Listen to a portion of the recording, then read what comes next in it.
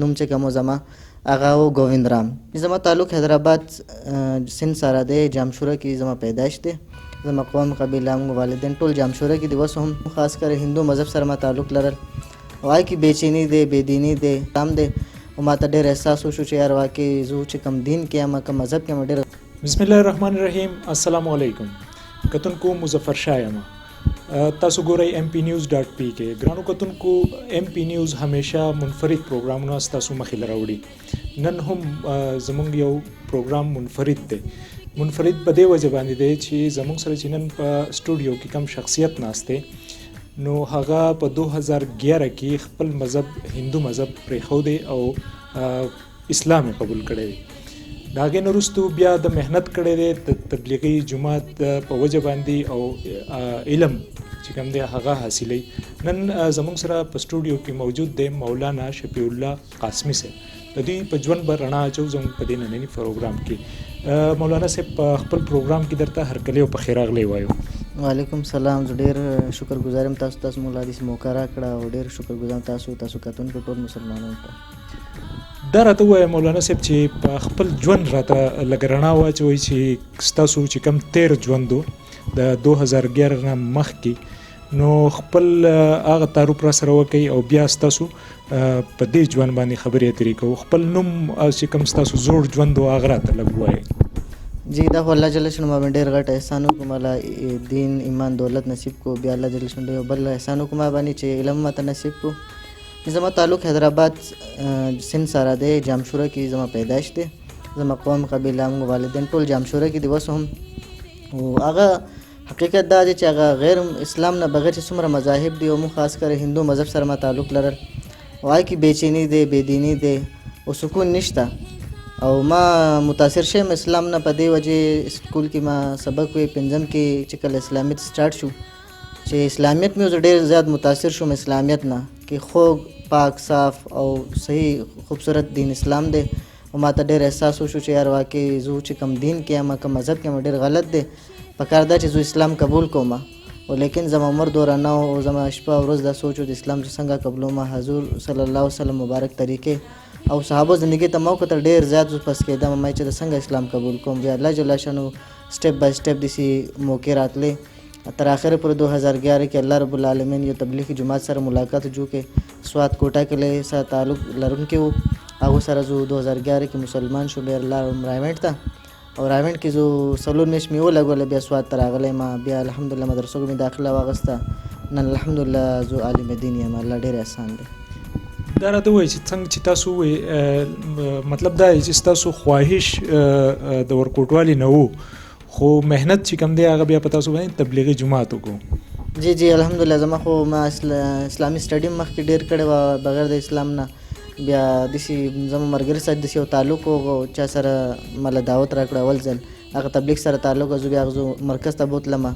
بلته الله پاک د کوټې سوات کسان سره ملاقات وشو او په نسبت سره بیا زه مسلمان شوم او بیا سوات ته لاړم. ما ستاسو تعارف وکړو مولانا شفیع الله قاسمي صاحب. ماشاءالله ډېر ښکلی نوم دی ستاسو.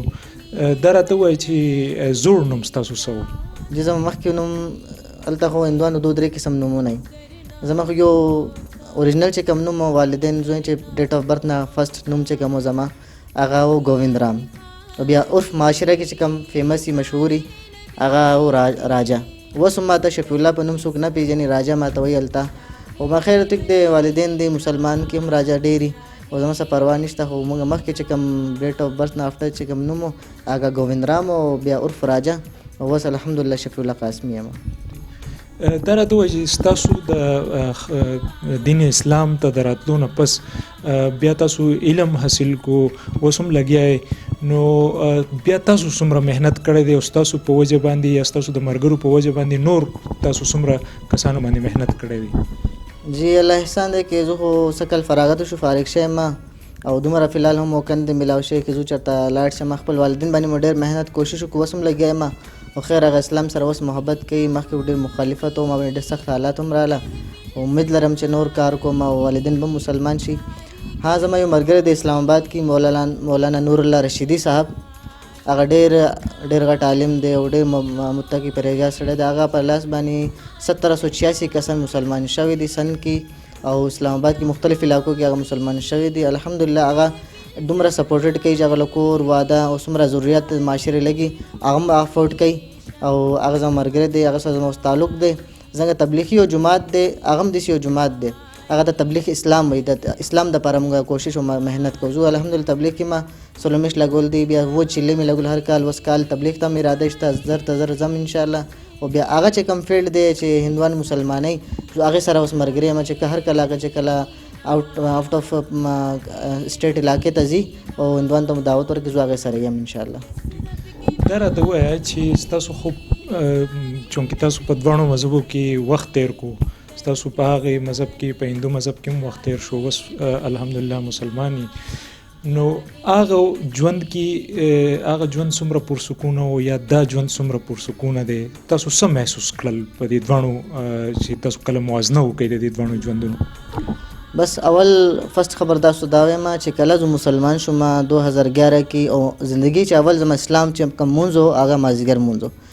اوس تاسو دا مثال ورکوم چې مازدیګر مونځ څنګه ما وکړو، ما طریقه نه راتله د تبلیغ حضرات سره مانځه کې زه ودرېدم چې کله مې سجده کوله، سجدې چې کم قسم چې ما ته سجده کې سکون او راحت ما ته میلاو شو، شاید هغه الفاظ چې زما سره هغه الفاظ نشته چې کم قسم سجدې کې راحت او سکون و.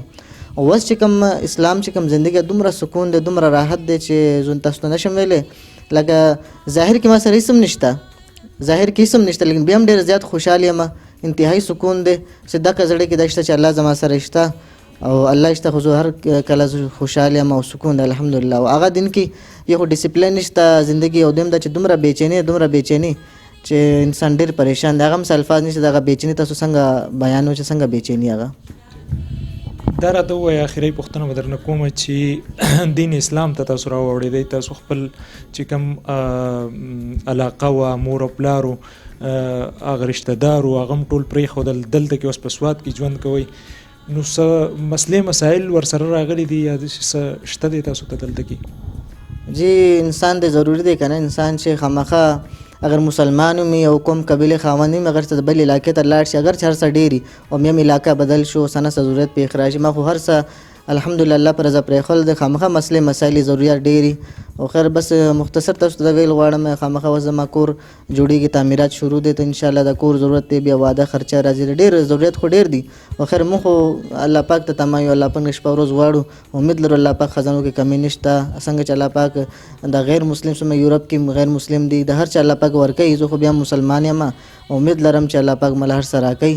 الحمدلله ضرورت خو ډېر دی خو بس الله پاک یې پوره کوي. ډېره مننه مولانا صاحب ستاسو د وخت راکولو د داسې خوږو خبرو زموږ سره، او تاسو د چهرې ته ستاسو د پټکي ته د مخ ته چې ګورو نو موږ هم ډېر زیات خوشحاله شو. ډېره مننه چې تاسو موږ له ټایم راکړو. ګرانو کتونکو تاسو د مولانا شفیع الله قاسمي صاحب خبرې اترې واورېدې. الحمدلله دا د چې کوم تبلیغي جماعت دی او دا د دین برکت دی چې تاسو نن وینئ چې څومره ښکلي او ښایسته خبرې دوی زموږ سره وکړې. علم یې حاصل کو او روان دی، نور هم محنت کوي.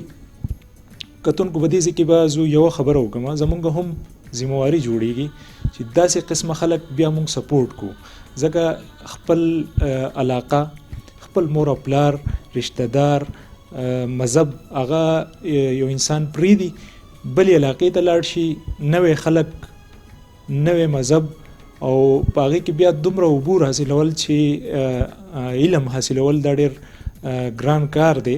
په بل علاقه کې، په پردی علاقه کې ژوند کول، نو دنیاوي چې کوم ضروریات دي هغه هم د هغې په کار دی چې موږ د هغې خیال وساتو د دوی او د دوی سره مرسته وکړو. که څوک هم موږ د خپل طرفه دغه وایو، شفیع الله صاحب موږ منې کوي وایي چې یاره د الله نه تمه ساتل په کار دی. موږ د خپل طرفه دغه وایو چې یاره تاسو د دوی سره که څوک خپل امداد کول غواړئ نو ضرور ورسره وکړئ. د دوی نمبر به موږ په د خپل سکرین باندې هم ورکو، تاسو ورسره رابطه په خپله باندې کولی شئ. تر یو بل پروګرامه پورې خپل کوربه مظفر شاه باچا له اجازت ورکړئ. د لوی الله په امان. हमारी वीडियोस को लाइक करें, शेयर करें और यूट्यूब पर सब्सक्राइब करके बेल आइकन को प्रेस करें.